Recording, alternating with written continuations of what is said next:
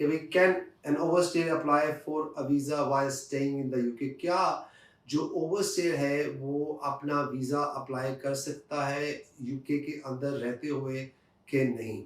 क्योंकि बहुत सारे लोग ये समझते हैं कि जी जब तक उनके 20 साल नहीं हो जाएंगे यानी कि 20 ईयर्स नहीं हो जाएंगे तब तक यहाँ उनका जो है वो यहाँ पे कोई ब्रिटिश पार्टनर नहीं होगा या यहाँ पे ब्रिटिश बच्चा नहीं होगा, तब तक वो यहाँ पे या 7 साल का बच्चा नहीं होगा तब तक वो अप्लाई नहीं कर सकते।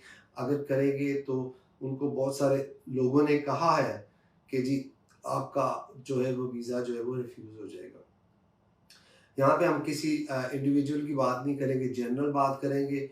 कोई भी जो मैं यहाँ पे बात करता हूँ वो लीगल एडवाइस नहीं होती, वो हम एक जनरल इन्फॉर्मेशन के तौर पे बात करते हैं। नंबर है कॉल करने के लिए 0772734712। आज का पहला सवाल जो मेरे पास मौजूद है वो मैंने अभी आपको बताया कि क्या ओवरस्टेयर जो है अपने आप के यहाँ पे कोई वीज़ा एप्लीकेशन कर सकता है कि नहीं कर सकता है। तो इसका सबसे पहले आंसर ये है जी बिल्कुल कर सकता है। यस इट इज़ पॉसिबल, वो कर सकता है। सर्कमस्टांसिस अगर उसके सर्कमस्टांसिस ऐसे हैं कि वो कर सके, overstayer can apply for leave to remain based on private life और ह्यूमन राइट्स ग्राउंड्स। अपनी प्राइवेट लाइफ पे या ह्यूमन राइट्स ग्राउंड्स के ऊपर वो अप्लाई कर सकता है। तो बहुत सारे लोग ये कहते हैं कि जी हम बहुत सारे लोगों के पास गए हैं जी, वो कहते हैं जी आप नहीं अप्लाई कर सकते, आप अपना वक्त ज़ाया करेंगे और आपको कोई फ़ायदा नहीं होगा। तो सबसे पहले तो मैं ये कहना चाहूँगा उन लोगों को मुखातिब होके जो ये कहते हैं कि क्या आपको किसने ये अथॉरिटी या पावर दी है कि आप होम ऑफिस के बिहाफ पे बैठे-बैठे डिसीजन बना दें कि जी तेरा होना है तो तेरा नहीं होना। हमारा काम जो है वो ये नहीं है कि हम डिसाइड करें। We we can just tell कि भी आपकी रिस्क असेसमेंट करें, आपके केस को देखें और आपके केस को देखते हुए जो है वो हम उसको अ, बताएं कि जी कितने चांसेस है आपके होने के। यूके इमिग्रेशन का मसला एक ऐसा मसला है जिसके बारे में मैं कहता हूँ कि सुबह का नाश्ता भी बाद में करें, पहले आप इस मसले का हल करें। किसी भी कॉम्पिटेंट किसी भी क्वालिफाइड सॉलिसिटर के पास जाएं और अपना मशवरा करें। जब तक आपने आपने एक बात अक्सर सुनी होगी कि लगाने वाले को मिलेगा, तो सिंपल सी बात है, अगर आप एप्लीकेशन ही नहीं लगाएंगे तो आपके ज़ीरो चांसेस हैं और अगर आप एप्लीकेशन लगाएंगे तो ही आपके चांसेस हो सकते हैं। मुख्तलिफ डरों की वजह से, मुख्तलिफ फियर्स की वजह से, गलत मशवरों की वजह से देखने में ये आता है कि 60 से 70% लोग जो हैं उनके यहाँ पे इमिग्रेशन स्टेटस ख़राब हुए हैं गलत मशवरों की वजह से। उनको मशवरा जो है वो गलत मिला है, यानी कि एडवाइस रॉन्ग, दे वर रॉन्गली एडवाइस। हम हम हमारा काम नहीं है कि हम डिसाइड करें कि इसका वीज़ा लगेगा या इसका वीज़ा नहीं लगेगा। बहुत सारी मिसालें मिलती हैं, ट्रू टेस्टिमनीज़ पड़ी हुई हैं और वो कहते हैं कि पंजाबी च असीं कहने हैं कि माली दा कम पानी लाना ते पर मशकां लावे, मालिक दा कम फल फूल लाना लावे या ना लावे। तो ये हमारा काम नहीं है। अ, आज की लाइफ शुरू करने से पहले मैं आपको एक बड़ी इंटरेस्टिंग बात बताना चाहता हूँ और मेरे लिए भी ये काफ़ी जो था वो एक लर्निंग कर्व था, लाइफ के अंदर लर्निंग पॉइंट था इस प्रोफेशन को लेके कि ये प्रोफेशन जो है असल में है क्या। और ये एक कहानी की तरह है, मैं आपको सुनाता हूँ लेकिन मेरी ज़िंदगी का बड़ा सच्चा और अच्छा वाक़या है कि इसको हमारे एक दोस्त हैं, भाई हैं, एजाज भाई, उन्होंने इसके ऊपर एक कॉलम भी लिखा है और बड़ा अच्छा लिखा है। आप काफ़ी सारे लोग उनको जानते होंगे लेकिन उन्होंने इसके ऊपर लिखा भी है। मैं पाकिस्तान गया। पाकिस्तान जब मैं गया तो मेरे वहाँ पे एक दोस्त है, उन्होंने मुझे कहा कि जी एक जज साहब हैं, आप उनके दोस्त हैं और वो आपसे मिलना चाहते हैं। उनके जो साहबजादे हैं वो बाहर जाना चाहते हैं तो उस सिलसिले में आपसे मिलना चाहते हैं कि क्या ऑप्शंस उनके लिए अवेलेबल है। मैं जब पाकिस्तान जाता हूँ तो मैं बहुत कम लोगों से मिलता हूँ। बहुत मेरी जो जहाँ तो जो मेरे बचपन के दोस्त हैं या फिर जो और 2-3 लोग हैं उनके साथ मैं मिलता हूँ। तो ख़ैर वो उन्होंने मुझे बड़ा फ़ोर्स किया, कहा कि चलो आपको मिलना है, मेरे लिए मिलना है, तो मैं उनको मिलने चला गया। जब मैं उनको मिलने गया तो अ, मुझे बड़ा अच्छा लगा। He was really knowledgeable person, बड़ा मतलब कि बहुत ही अ अ, हम्बल, काइंड इंसान थे। तो उन्होंने मुझे इस प्रोफ़ेशन के बारे में कुछ बताया कि वकील है क्या? जो वकील होते हैं, जो लॉयर्स होते हैं, वो उनकी नज़र में उन्होंने मुझे बताया कि वो क्या है। सो उन्होंने कहा कि ये जो पेशा है ना, ये जो प्रोफ़ेशन है वकालत का, ये कोई आम प्रोफ़ेशन नहीं है। ये कोई आम चीज़ नहीं है। इसको इसको बिज़नेस मत बनाना। इसको बिज़नेस समझ के मत करो।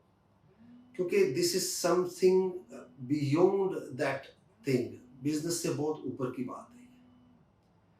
और उसके साथ उन्होंने मुझे जो बात कही, उन्होंने कहा कि उसकी एग्ज़ाम्पल इस तरह से है कि 3 दरवाज़े ऐसे हैं जो किसी पे भी कभी भी बंद नहीं होते। चाहे वो चोर हों, डाकू हों, वो अच्छे हों, बुरे हों, वो किसी रिलिजन से हों, वो अ, क्रिश्चियनिटी से हों, वो सिखिज़्म से है, हिंदुइज़्म से है, मुसलमान हैं, कोई भी है, बूढ़े हैं, बच्चे हैं, मेल हैं, फीमेल हैं, कोई भी है, उनके ऊपर वो 3 दरवाज़े जो हैं, वो कभी भी बंद नहीं होते। तो मैंने उनसे जो पूछा कि जी मुझे बताएँ, आप बड़ी इंटरेस्टिंग बात है, ऐसे कौन से दरवाज़े हैं जो किसी पे भी बंद नहीं होते? कोई मतलब किसी ना किसी रिलिजन पे, ना वो कोई रिलिजन देखते हैं, ना वो कोई एज देखते हैं और ना वो देखते हैं ये बंदा गुनहगार है कि नहीं है और वो कौन से हैं। तो उन्होंने मुझे बताया सबसे पहला दरवाज़ा तो खुदा की ज़ात का है। अल्लाह की ज़ात का दरवाज़ा है, रब का दरवाज़ा है। वो किसी पे बंद नहीं होता। जितना मर्ज़ी गुनाह करके गुनाहगार से गुनाहगार इंसान उस दरवाज़े पे चला जाए तो वो दरवाज़ा खुल जाता है, बंद नहीं है उसके लिए। वो तौबा का दरवाज़ा है, अल्लाह ताला उसको जो है वो ज़रूर माफ़ कर देते, रब की ज़ात जो है उसको दरवाज़ा खोल देते हैं उसके लिए, तौबा का दरवाज़ा हमेशा खुला रहता है। तो अच्छा ये तो हो गया पहला दरवाज़ा। अब दूसरा दरवाज़ा कौन-सा है? दूसरा दरवाज़ा जो है वो माँ का दरवाज़ा है। एक माँ का रिश्ता ऐसा रिश्ता है बच्चे के साथ कि बच्चा जितना मर्ज़ी गुनाहगार हो, जो मर्ज़ी करके अपनी माँ के पास चला जाए, माँ उसको माफ़ कर देती है और उसका दरवाज़ा खुला रहता है उसके लिए। और तीसरा दरवाज़ा जो है वो एक वकील का दरवाज़ा है, एक लॉयर का दरवाज़ा है। उसके पास कोई भी गुनाहगार से गुनाहगार चला जाए और किसी हालत में चला जाए, ओवरस्टेयर चला जाए, एक्सटेंशन के लिए चला जाए, वो किसी तरह से भी वो वकील का दरवाज़ा उसके लिए हमेशा खुला रहता है। तो अब जो वो जज साहब ने ये चीज़ों को जब मुझे एक्सप्लेन किया कि रब पहला दरवाज़ा रब का दरवाज़ा, दूसरा माँ का, तीसरा वकील का, तो ये जो कुर्सी है ना जिस पे हम बैठते हैं, ये कभी किसी को जो है वो ना नहीं करती। वो हमेशा उसको जो है वो कहते हैं कि कोई बात नहीं यार, करते हैं, ठीक है। लिंकन्स इन में मैं लेक्चर ले रहा था और उन्होंने कहा जी कि वकील कौन है एक्चुअल में, जो लॉयर है वो क्या होता है?